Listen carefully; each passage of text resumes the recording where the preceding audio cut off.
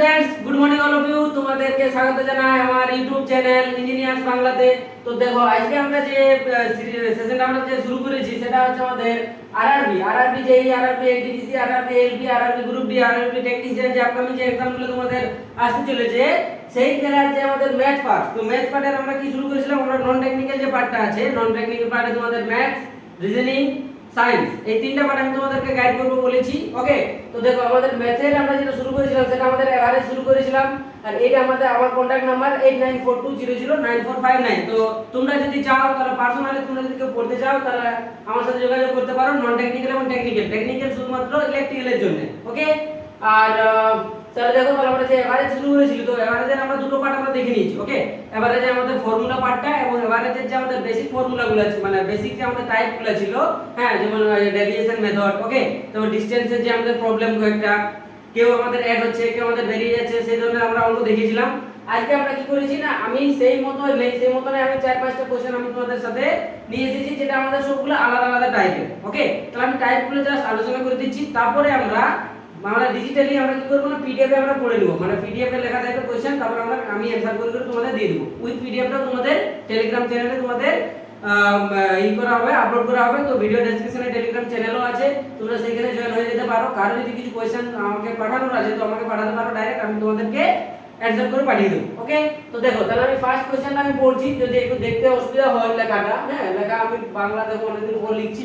ওকে, তোমরা যদি চাও যে দাদা বাংলা থেকে ইংলিশে লেখো, হ্যাঁ, ইংলিশে যদি কোশ্চেন তোমরা বলো যে দাদা ইংলিশে আমাদের সুবিধা হবে, দেখো বাংলাতে এখন যেহেতু সবাই বুঝতে পারবে তার জন্য আমি বাংলাতে লিখেছি। কেউ যদি বলে যে না দাদা ইংলিশে লিখো, তো ইংলিশে লিখে দেবো, চাপ নেই।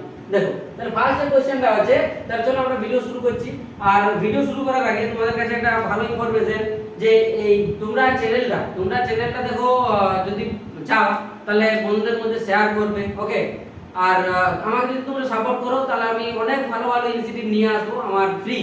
ওকে, টাকা পয়সা কিছু লাগবে না, ফ্রি আমি সব কিছু তোমাদের অ্যাভেলেবেল করে দেবো।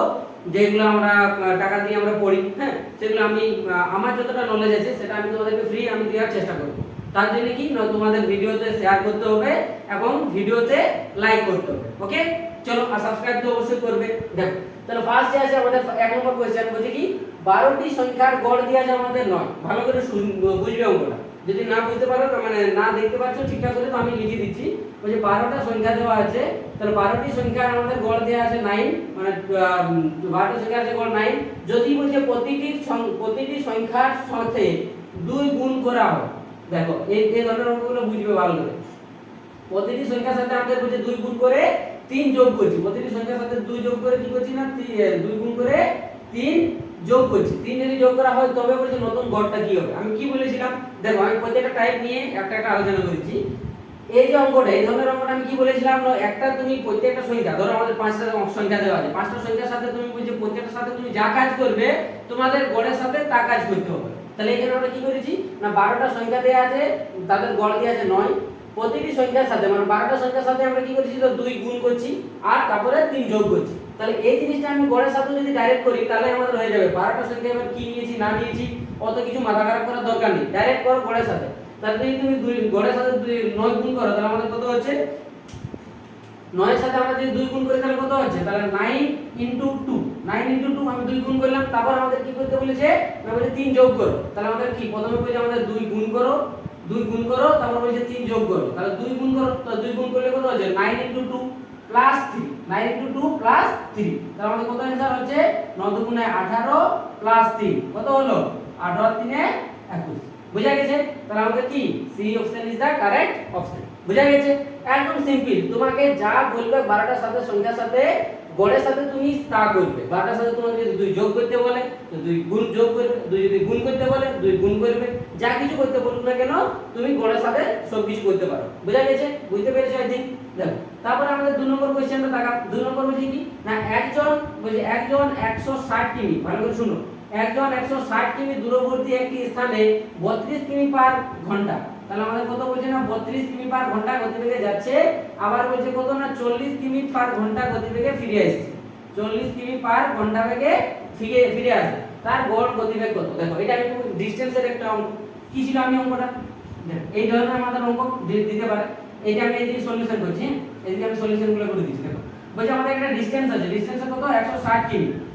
এত কিমি আমাদের বলছে একটা ডিসটেন্স আছে, এইখান থেকে আমাদের কোন একটা ব্যক্তি কত যাচ্ছে না 32 কিমি পার আওয়ারে যাচ্ছে, 32 কিমি পার আওয়ারে যাচ্ছে, আর এখান থেকে সেই সেম দূরত্ব আমাদের কত ঘুরে আসে না 40 কিমি পার আওয়ার গতিবেগে ফিরে আসছে। তাহলে বলছে এই যাতায়াতের মোট গড় গতিবেগ কত ছিল, যাতায়াতের মোট গড় গতিবেগ কত ছিল। আমি কি বলেছিলাম, তোমার যদি ডিসটেন্স সেম থাকে তাহলে আমাদের একটা ফর্মুলা হয়, ডিসটেন্স যদি সেম থাকে তাহলে আমাদের গড় গতিবেগের ডাইরেক্ট ফর্মুলা হয়। তাহলে আমি এভারেজ স্পিড লিখে দিচ্ছি এভিজি, বা এস স্পিড এস থাকে, তাহলে এস এভিজি করে দাও। স্পিড এভারেজ কত হবে আমাদের, এভারেজ স্পিড কত হবে না আমাদের ডাইরেক্ট ফর্মুলা কি ছিল 2xy by x plus y। তাহলে 2xy করো, তাহলে গুণ করার দরকার নেই, তাহলে 2xy x মানে কি 32 into 40 by x plus y, তাহলে x প্লাস y করলে কত হবে 32 40 আমাদের কত হয় 72, হয়েছে ডাইরেক্ট করবে। তাহলে আমাদের কত হচ্ছে, এটা কাটাকাটি করো, 8 দিয়ে কাটছি, 5 8 40, 5 8 40, 8 9 72, 8 9 72, আর তো আই থিং যাচ্ছে না, তাহলে এটা গুণ করে দাও। তাহলে আমাদের কত হচ্ছে না 5 2 10, তাহলে 320 বাই 9, 320 বাই 9 এটাকে তুমি যদি ভাগ করো তাহলে কত হচ্ছে 7 9 না কত হচ্ছে 3 3 9 27, 4 9 36, তাহলে 3 9 27, 27 28 29 30 31 32 নাকি, তাহলে কত হচ্ছে 5, তাহলে হয়ে গেল আমাদের 40, তাহলে 40, তাহলে কত হয়ে যাচ্ছে আমাদের 3 9 4 9 36, 5 9 45, তাহলে 3 9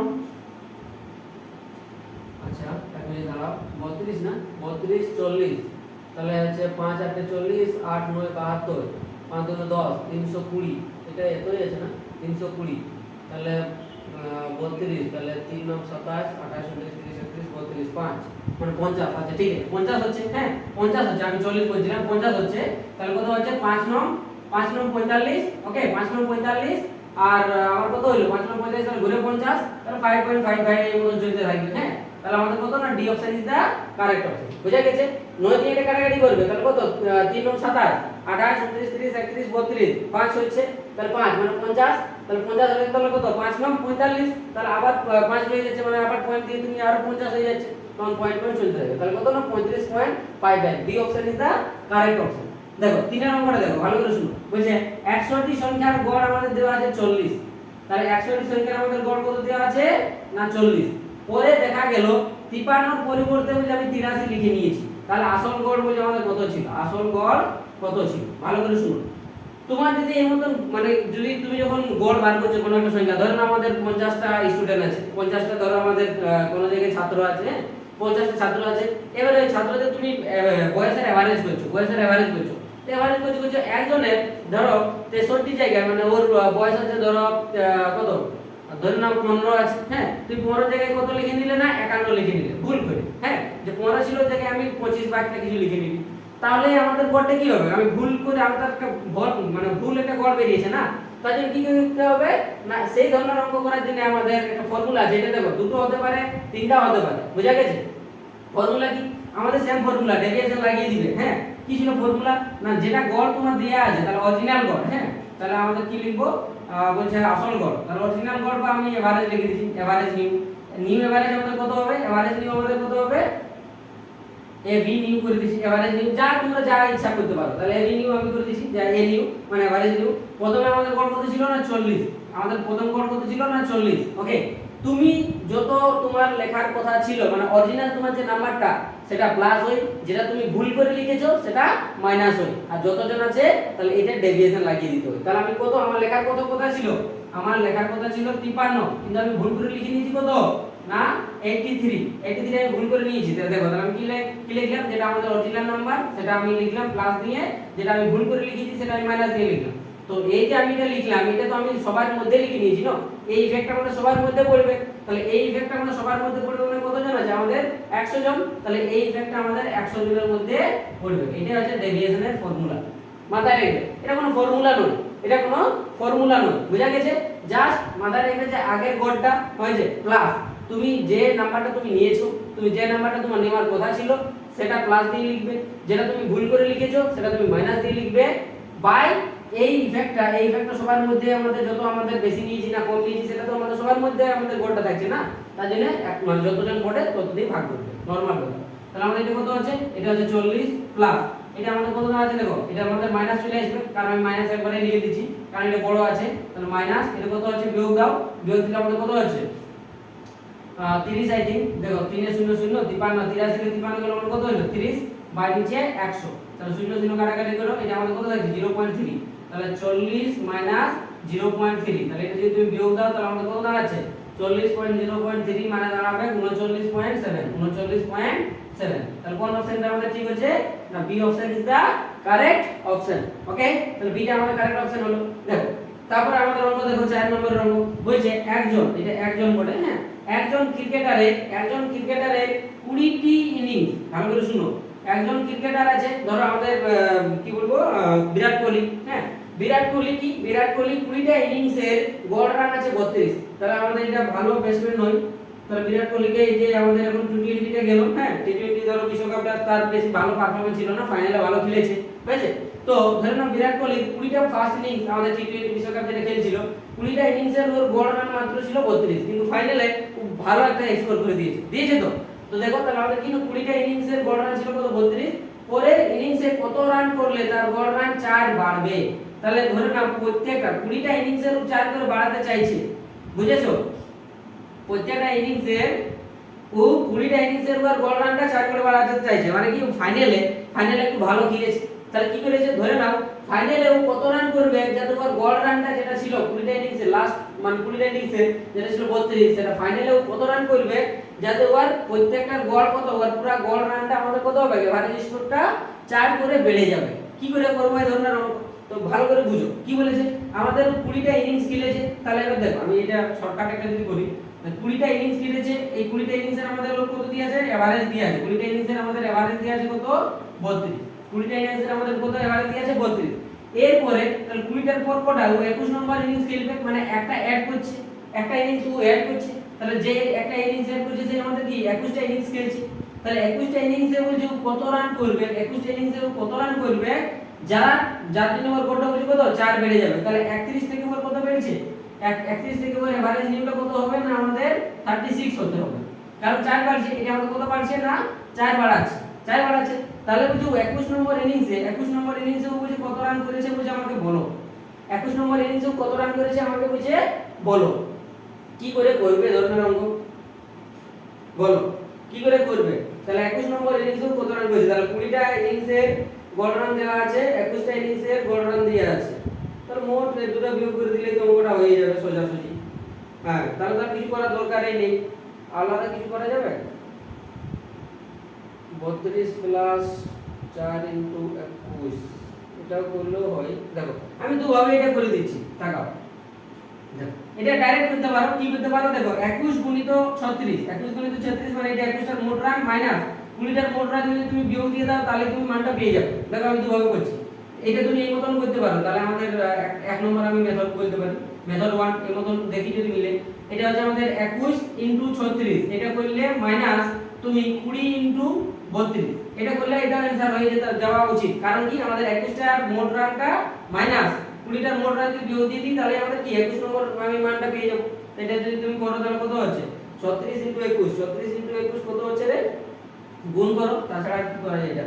তাহলে 20 ইনটু 36 যদি করি তাহলে 36 গুণ 72 আর 36, তাহলে 72 720 আর 36 ডাইরেক্ট এমনি করে করবে, তাহলে 6 5 7 তাহলে 756, তাহলে এটা হয়ে যাচ্ছে আমাদের 756 মাইনাস এটা হচ্ছে 32 গুণে 64, 32 গুণে 64, তাহলে এটা বিয়োগ দিয়ে দাও, তাহলে এটা হচ্ছে 6, এটা হয়ে যাচ্ছে 1 4 এর কত 5 একে 5, এটা 1, তাহলে 116, তাহলে 116 আমাদের অ্যানসার। তাহলে আমাদের কোনটা অ্যানসার না 116 অ্যানসার। এটা নরমাল, মানে কি বলবো আমি জেনারেল নলেজ, কিন্তু ফর্মুলা দিয়ে তুমি যদি করো, তাহলে ফর্মুলা আমাদের কি ছিল,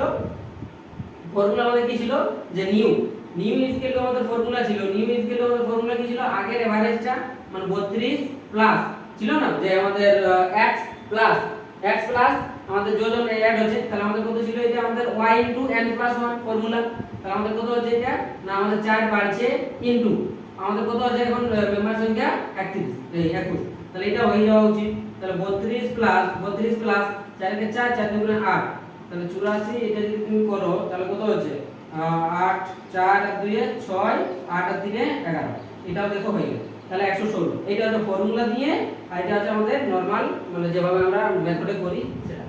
তাহলে এই ছিল আমাদের সলিউশনগুলো, চারটা অঙ্ক। এইখানে চলে আসো 5 নম্বরে, এখানে 5 নম্বরে চলে আসো।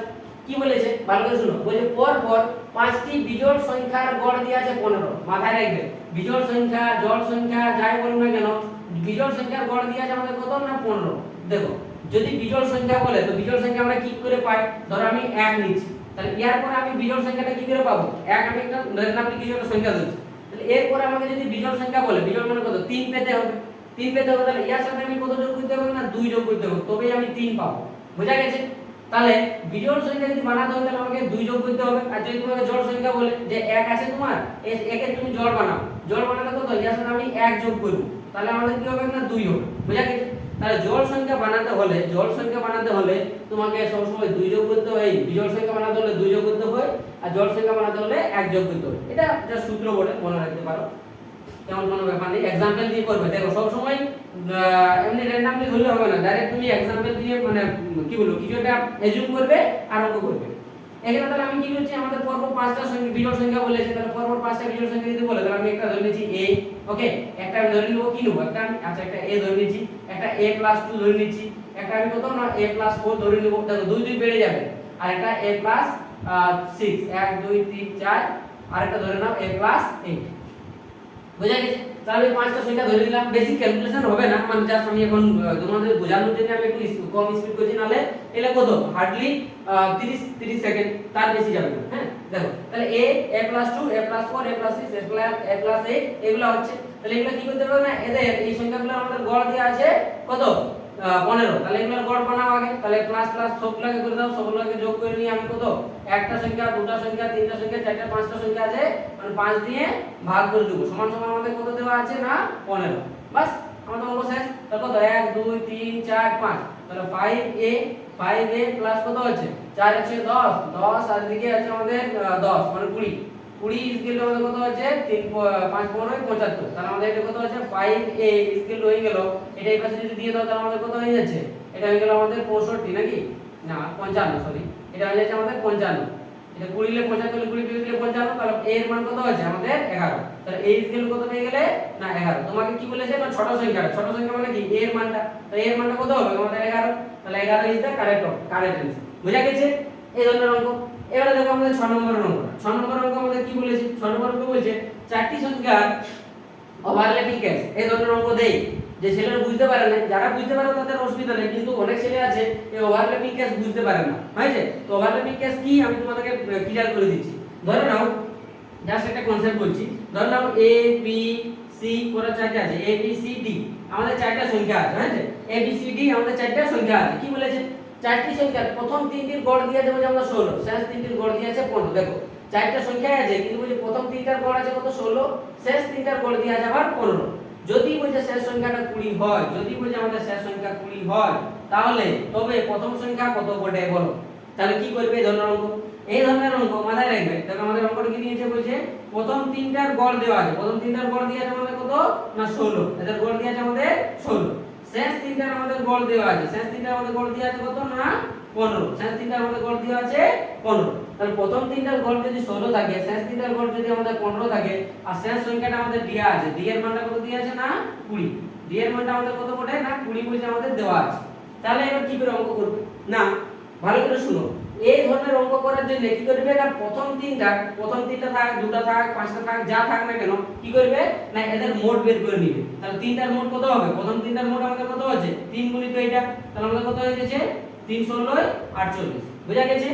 এইখানে আমাদের তাহলে তিনটা এই শেষ তিনটা, তাহলে শেষ তিনটা আমাদের তাহলে এটা গুণ করে নাও 3 দিয়ে, তাহলে কত হচ্ছে 3 15 45। বুঝা গেছে? তাহলে এইখানে তিনটার মোট আমাদের কত হচ্ছে 48, এই শেষ তিনটার আমাদের মোট হচ্ছে আমাদের কত 45।